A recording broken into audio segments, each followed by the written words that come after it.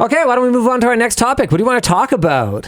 Mostly your topics, but sure. Let's see what. Let's do the. You have Tarkov update in here. What's up with that? Oh, I was just wondering what happened. I haven't been paying attention to it. And what I realized was that we talk about really bad news in the community sometimes, and we don't really come back and revisit it the following week to see if like maybe something went better. Like back when we were talking about the problems I was having with my light switches. And we did ultimately do an update where we were like, oh yeah, the company has actually done the right thing and released the firmware. Jasco, that's who they are. And I realized we don't always come back and say, hey, they did a really positive thing and everything's going good now, which from the look on your face, I'm thinking probably isn't what we're about to discuss. So what's Battlestate Games been up to this week? Yeah, no need this time. There's been multiple attempts at addressing the issue.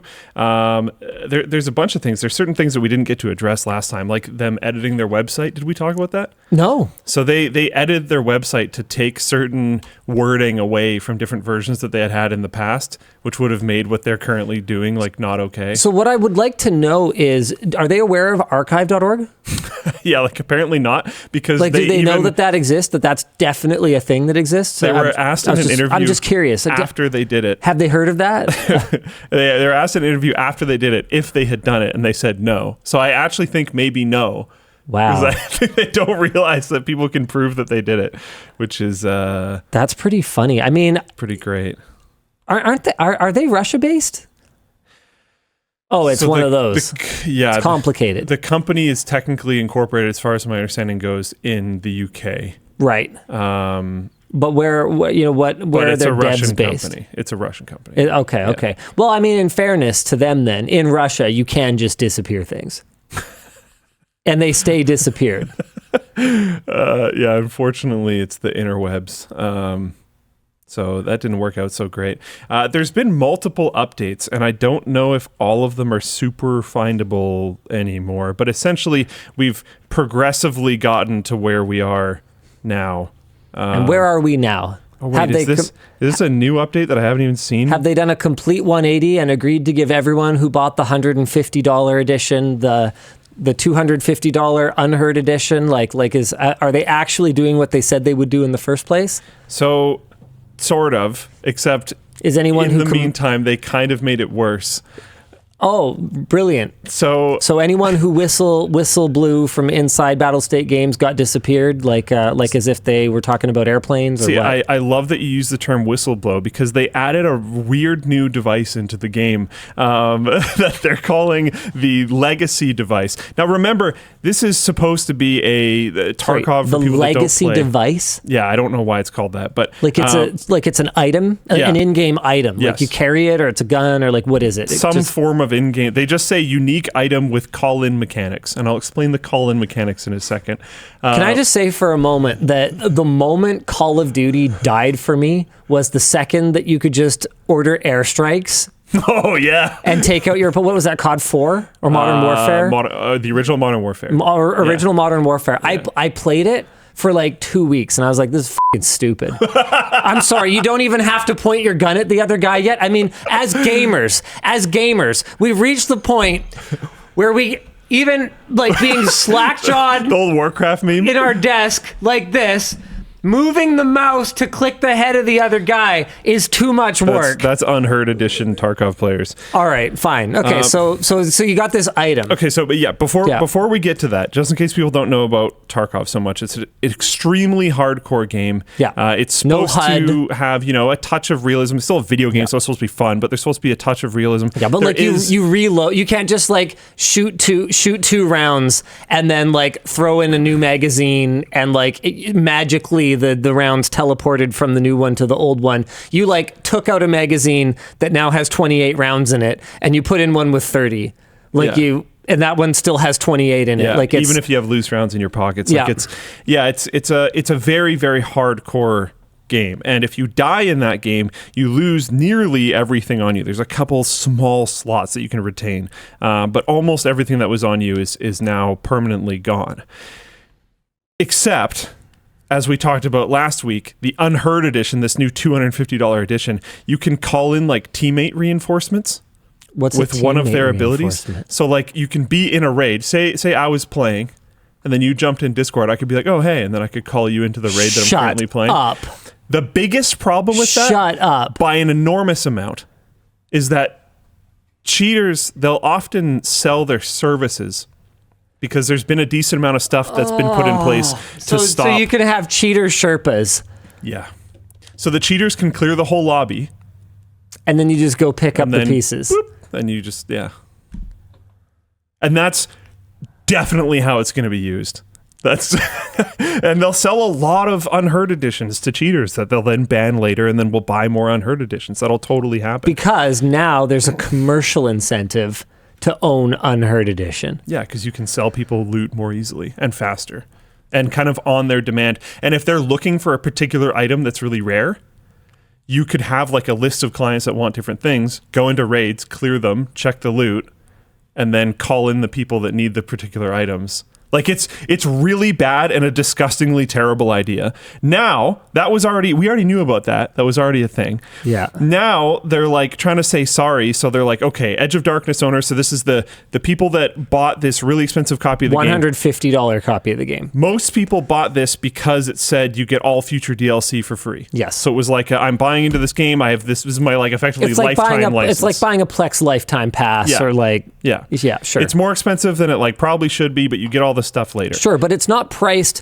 ridiculously compared to other lifetime licenses for as a service products. Yeah. So I can at least kind of see where people are coming from with this one. Yeah. Now, they released this new version. You don't get everything, so they're frustrated. So they said, okay, we're going to give, the co-op PvE mode to Edge of Darkness people. That was a big issue. They're like, we're going to do it in waves, whatever, but it is coming to you guys. And a lot of the other things that they announced for the Unheard Edition, not everything, but a lot of it, they're like, okay, we're going to give it to Edge of Darkness people. And then they have this random line that says, unique item with call-in mechanics, legacy device, ability to call in a friendly BTR. Once called, the item will go on cooldown. A BTR is, if you don't immediately know what that is. Yeah, I'm sorry, I don't know what a BTR is. It's one of these. Are you kidding me? So basically, they're turning Tarkov into like what? I can't. Yeah, into like COD. Like, how does that make any sense? You want to be? Imagine you're in a fight with someone.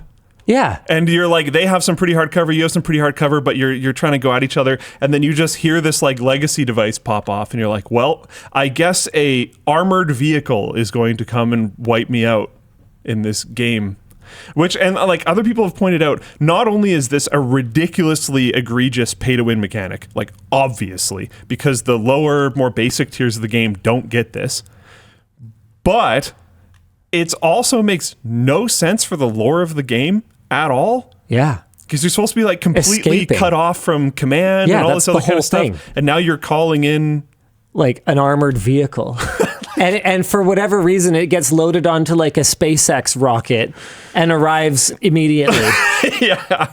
The whole thing is like, what a clown show. I don't know. It doesn't seem like it would have been that hard to fix this. But now they've screwed up fixing it so many times that now I think it's going to be very difficult to try to fix this. There's also because now they've promised this stupid truck, and so anyone they promised it to now wants it because let's face it, pay to win game mechanics work because losers, no offense, losers buy them so that they can not have to get good or whatever. And look, I'm not the kind of person that's going to sit and be all sweaty at a game and be like, get good, pay to win.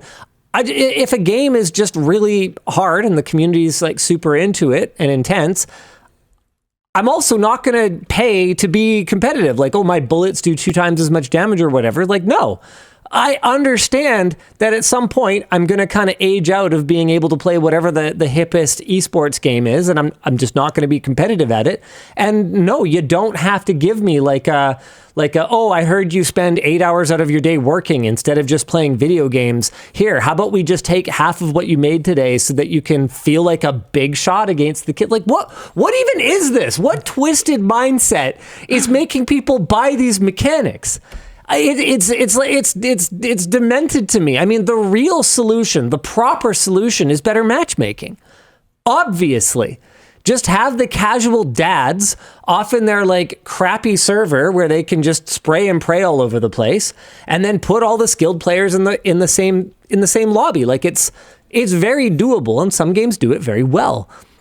But I guess it's more work and it's less lucrative, and people will give you money for these kinds of silly upgrades. So I guess that's why it keeps perpetuating. And again, it comes back to what we said last week, guys.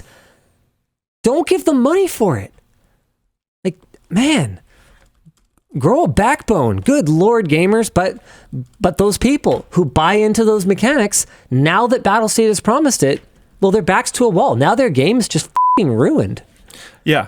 Because unless they give it to everyone, then it's not fair. And once they do give it to everyone, it's modern warfare. Then the game's ridiculous. Yeah. Yeah. Well, now we need an escalation point. I paid $250 for my addition to the game, and now you gave this stupid truck to everybody. Well, now I need a satellite death laser.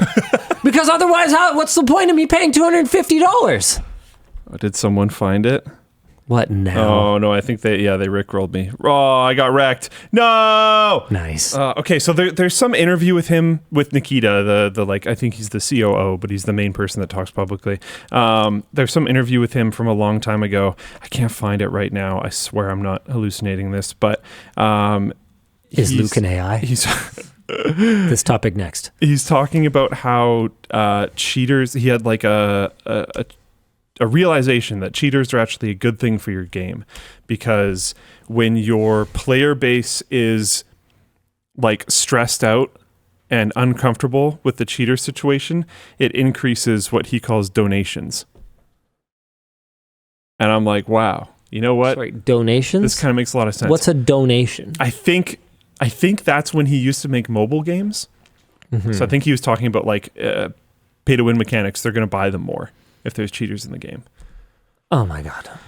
I'm not 100% certain. I'm trying to find the interview, but I can't find it right now. I know it was on the subreddit before, but I'm having a hard time trying to find it.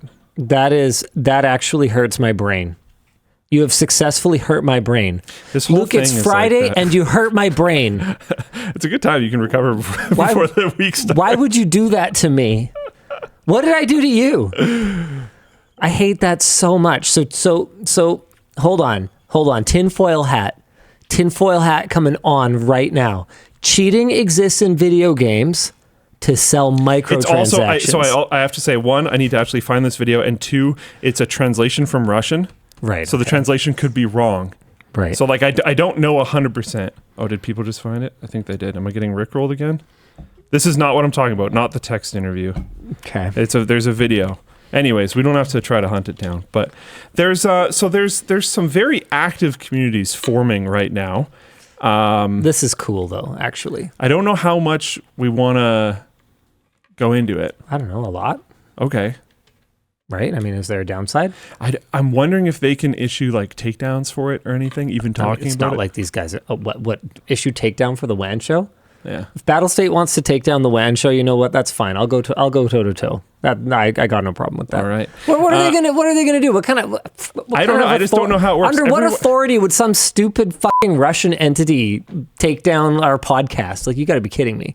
In order for play, yes, this is the interview. Okay. We found it. Hold on. This interview. There we go. So the post is, in order for players to donate, you need to keep them in a state of discomfort.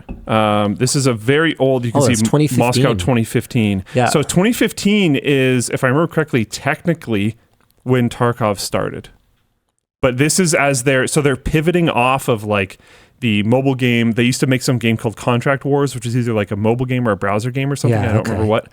And then they pivoted into Escape from Tarkov. And this is like as that pivot is kind of happening. He talks about, cheaters are always such a serious thing. Yeah. Come on, get to your revelation. Both ways. Okay, I'll say it. Good Lord. For me, it was honestly a revelation. How you perceive it is, of course, your business. If there are a lot of cheaters... So what? People just assume... Cheaters make other players uncomfortable. So they just definitely true. Assume their advantage is that they had... The main rule is to donate. You need to keep the player in a state of discomfort. The main rule is to donate. So like his point is, if your players are uncomfortable, they're going to try to like... Get an edge. Pay to get advantages, to get an edge, stuff like that. Oh my God.